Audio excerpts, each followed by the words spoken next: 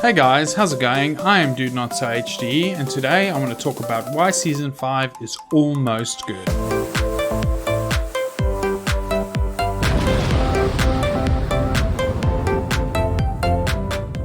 If you guys enjoyed the video, please drop it a like, and if you feel so inclined, please subscribe. So I'm not saying that Season 5 is at all a bad season. If anything, I actually think this is now a return to form and we're starting to see some of the things we're used to seeing in Fortnite, especially from Chapter 1. And this is by far the best season we've had in Chapter 2. So let's just give a quick recap about the good things about this season and what they've added to change it up a bit. So first things up is the brand new POIs as well as the split POIs. So the brand new POIs I really like because obviously it's following a hunter theme, but I love the fact that they're from different eras, that finally we're getting these same sort of things that we got in Chapter 1 where you can go to a different POI and it feels completely different from the rest of the map.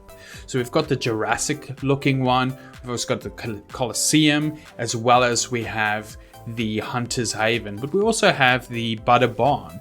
And what I'm talking about is if you look at Butter Barn and the Colosseum, they're both the same on the same biome. However, they give you completely different feels to the game. And I feel like this is something that's been lacking for quite some time. And so I'm glad they're bringing that type of POI system or map system back. Not only that, but we've gotten a lot of these half POIs where we have a lot of things coming back from the old map. Obviously, the big example of that is Salty Towers, which is a mixture of Salty Springs and Tilted Towers, which is fantastic. Obviously, everyone's dropping there. And other than the POIs, obviously, we've got some brand new mobility in the form of the 0 point crystals, as well as the 0 point fish, the rift fish, and the burrowing under the sand, which I think is really cool. That's something Fortnite used to do, is put these quirky things in. And I've said this in previous videos, but that's something that they've been lacking in the later seasons of this chapter.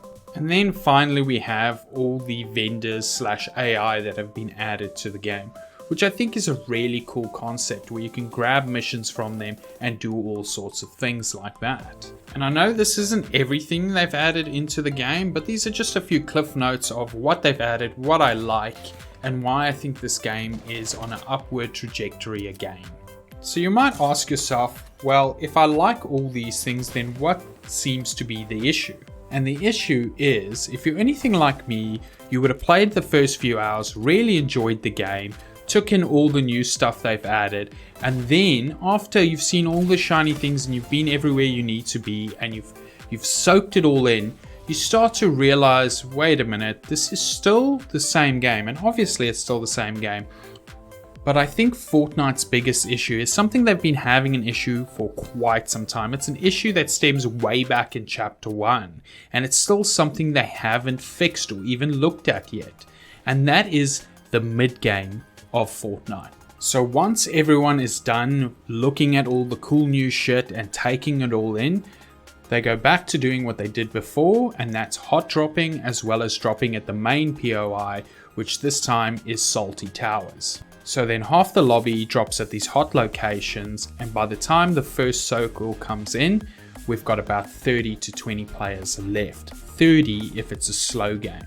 And then you're stuck running around looking for people and never finding anyone or really fighting much, up until the point where the circle is small enough to find people, and then you play out your end game. So in your mid game, you've basically done nothing but a big old fucking running simulator. So why is this happening? Well, one of the reasons I think is because people have gotten much better at this game. And when you get much better at the game, you start to back yourself more and you start to want to go for high kill wins. And if you want a high kill win, you want a hot drop. And even when you're a bit of a noob, sometimes you want to get in the action quickly, so you're also part of that hot drop. Another reason too, and I think it's been exacerbated in Chapter 2, is because they made the map bigger. And in making the map bigger, it's harder to get around, and it takes longer to jump off the bus and get to the edge of the map. So you might like a POI on the edge of the map, but it's just too far to get to, so you're just going to end up hot dropping because you know by the time you even land, 30 to 40 people have died already.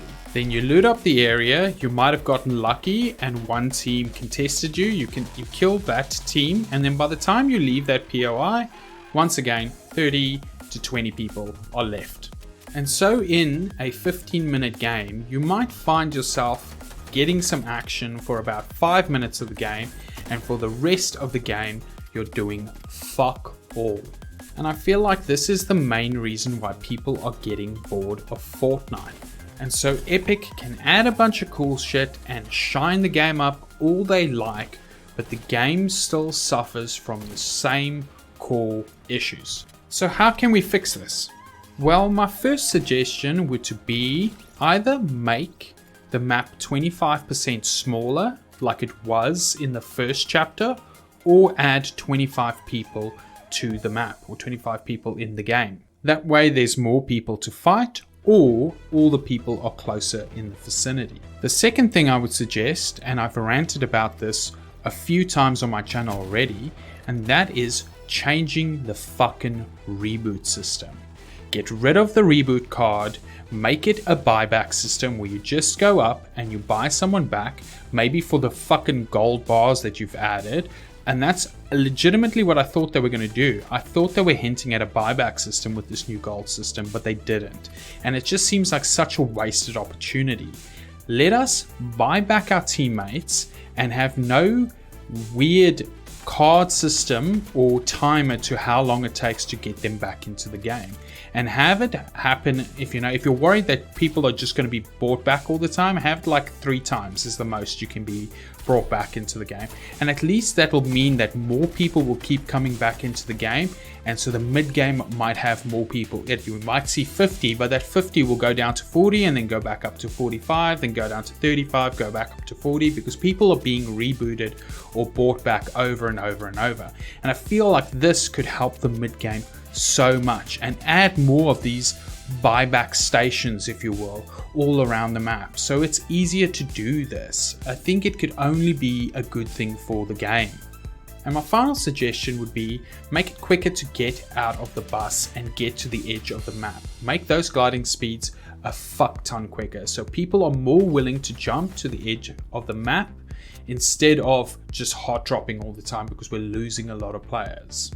Now, I don't think this is the only issue Fortnite has, but I do believe it might be the biggest one, and if changed and done correctly, would bring so many more players back and keep players playing the game. Because nothing is better than a game where you fight from the start all the way to the end and win it. It is the best feeling because you've had action the whole way through. So these are just some of my suggestions on how to fix it, and my theory on why Fortnite is still lacking a little bit. But please leave a comment below on your thoughts on what you think Fortnite should change and what issues you might be having, or even if you're really enjoying the game and why you're really enjoying the game. So I hope you guys enjoyed the video, and thanks for watching.